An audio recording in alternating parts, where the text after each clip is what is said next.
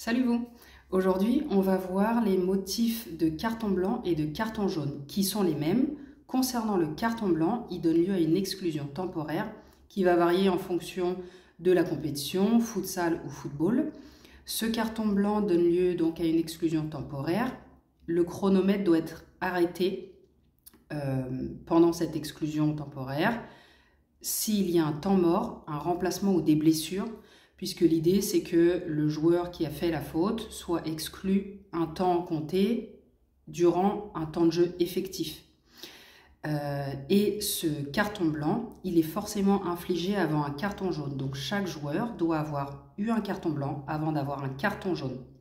Attention, si jamais il fait une faute passible d'une exclusion, évidemment qu'on va lui mettre directement un carton rouge. Donc, concernant les motifs de ces cartons blancs et de ces cartons jaunes, il y en a 6. Le premier, c'est il se rend coupable d'une faute d'un comportement antisportif. Comportement antisportif, ça va être arrêter un joueur pendant une contre-attaque en tirant le maillot.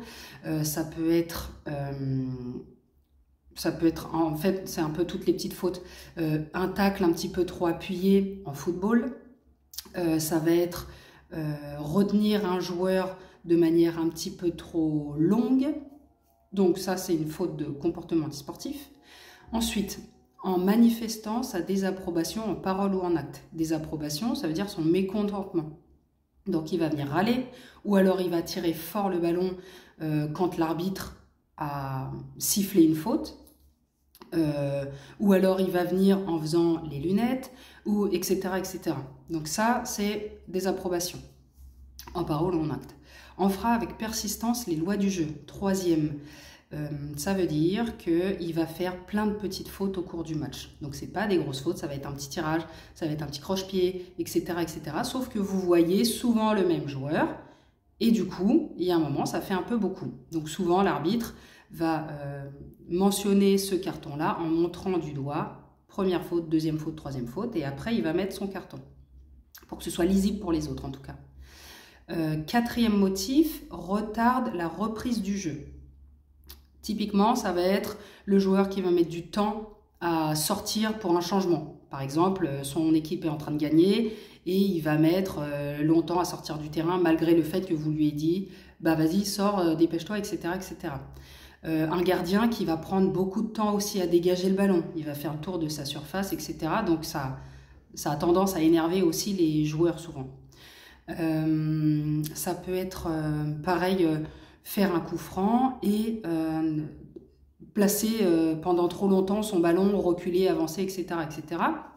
Ça peut être des exemples de motifs.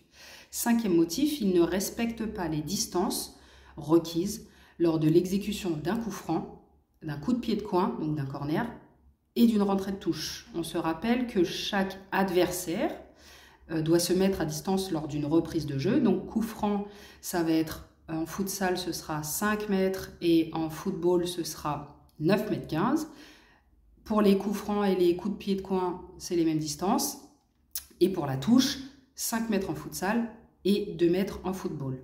Le dernier motif, pour les cartons blancs ou cartons jaunes, c'est il pénètre ou revient délibérément sur le terrain ou quitte délibérément le terrain sans l'autorisation de l'arbitre. Par exemple, après un remplacement, le joueur rentre alors que personne n'est prévenu. Ou alors, il sort du terrain pour une raison qu'on ne sait pas. Ah si, par exemple, remettre ses chaussures. Donc il est sorti, il est rentré. Bah non, en fait. Donc on doit prévenir l'arbitre des rentrées-sorties. Par contre, si jamais le joueur déborde sur une attaque et qui sort du terrain, qui rentre, évidemment que ça ne fait pas partie de ce motif-là. Voilà.